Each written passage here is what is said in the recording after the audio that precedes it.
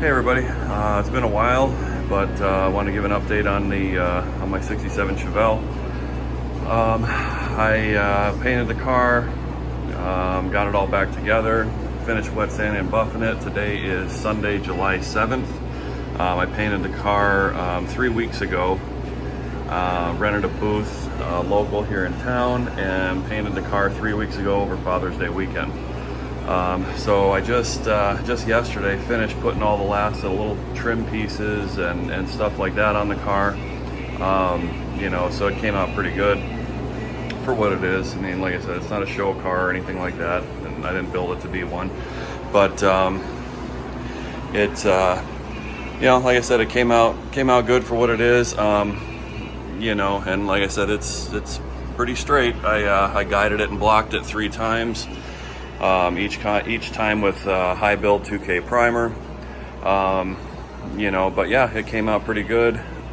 And there's still a couple of spots I need to go back over and hit with the buffer once the clear is completely done curing.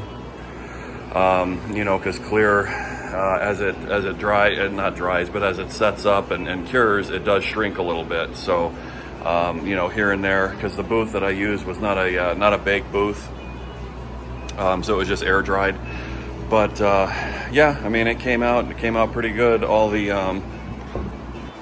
all new weather stripping, all the trim is new. All the jams are done and everything. Obviously pulled all the latches out, stuff like that, pulled the doors off and everything to jam it. But as in terms of metal replacement, what I ended up doing with it was I did mention in my last video about this windshield channel here. I did actually replace that. It was like a half a day project once the windshield was cut out of it. And also, in addition to the tail panel, I did replace this rear deck filler panel. That was also not even a full day start to finish. But like I said, everything lined up perfect. I used all AMD metal, and it fit just as good as the factory stuff. The gaps are probably better than they were factory. I did do as I mentioned in the last video, the red Super Sport stripe down the side of it. I did keep the Super Sport hood. But yeah, I mean, aside from that, I shot the car 3 weeks ago, and I waited about 72 hours to start wet sanding it and buffed it out. And like I said, everything went smooth, everything went well. And so now it's 117 degrees here in Phoenix, and all I have is a swamp cooler in the garage. So I kind of here and there worked on it without getting baked. But yeah, I mean, it came out pretty good. All the body work came out good. I don't have any complaints about that. The paint that I used was it's the first time I ever used it, but I read, I researched because I've used a lot of I guess middle of the road paints, like Dimension and Nason and stuff like that, Omni. I'm trying to think of what else. And the paint that I used as far as the base goes was actually Summit urethane base coat in jet black. It was $200 a gallon, and I only used a gallon to shoot the whole car, including the jams and the underside of the trunk. So the paint covered really, really well. I did a tack coat, obviously on the base, just a light dust coat, and then two wet coats of the base, and the same on the clear. I did a light tack coat on the clear, and then 2 wet on wet coats of the clear. And like I said, there's more than enough clear on the car. It wet sanded and buffed beautifully. And that's pretty much it as far as the work on this car is going to go for a while now, until because like I mentioned in the previous videos that all of the interior for the most part is original. The door panels are original, the dash pad's original, the front seat has been reupholstered at some point. Headliner is all original, never been out. Back seat's original, dash pad's original. I think the carpet's been replaced at some point. But eventually I'm gonna get new armrest bases, window cranks, door handles, stuff like that. All of the exterior trim on the car is new though. Because when I got the car, I went ahead and bought all new bumpers and everything for it. New bumpers, tail lights, grill, you know, all the trim. The only trim that I did not replace is the rear window trim and the windshield trim. I just took it and polished it up.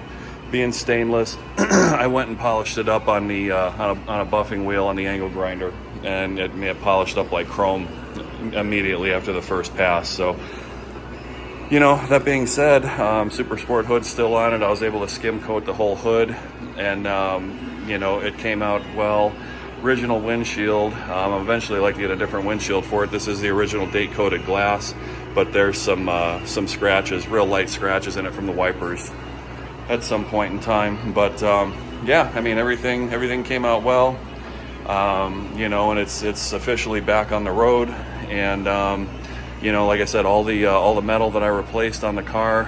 Again, I did do the trunk floor 2 years ago, because when I started cutting the glass out, I noticed there was a hole right here, as well as the other side.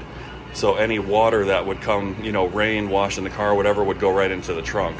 And you know, it's there was a few small pinholes, so I did replace the whole trunk floor.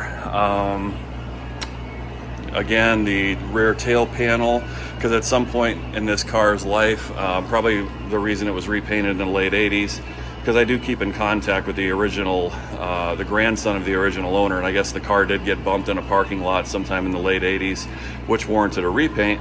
But they also did replace the tail panel with a 66 tail panel with basically sheet metal welded over or brazed over to cover up the 66 tail light openings. So again, AMD, you know, it was 120 bucks for the new tail panel. Knocked that out in a weekend, cut the old one out. Everything seam sealed, plug welded back together. Can't even tell it was replaced. I did the rear deck filler panel, as well as this lower windshield channel. You know, but like I said, everything else on the car is 100% original to the car.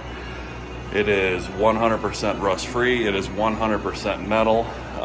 Very, very, very minimal body filler on this car. Once it was all blocked out and 2K'd out and everything. You know, so yeah, I just wanted to give an update. I'm going to do some more videos. It's supposed to be 117 here in Phoenix again today. But I've already been driving the car. You know, it's AC still blows 40 degrees, and you know, it's not going to be a garage queen. It's definitely not a trailer queen. It's going to get driven. It's going to get, you know, I'm going to have fun with it. It's going to be driven in the rain. And the rare occasion it does rain here in Phoenix. And that's pretty much the long and short of it. You know, like I said, there's a couple spots.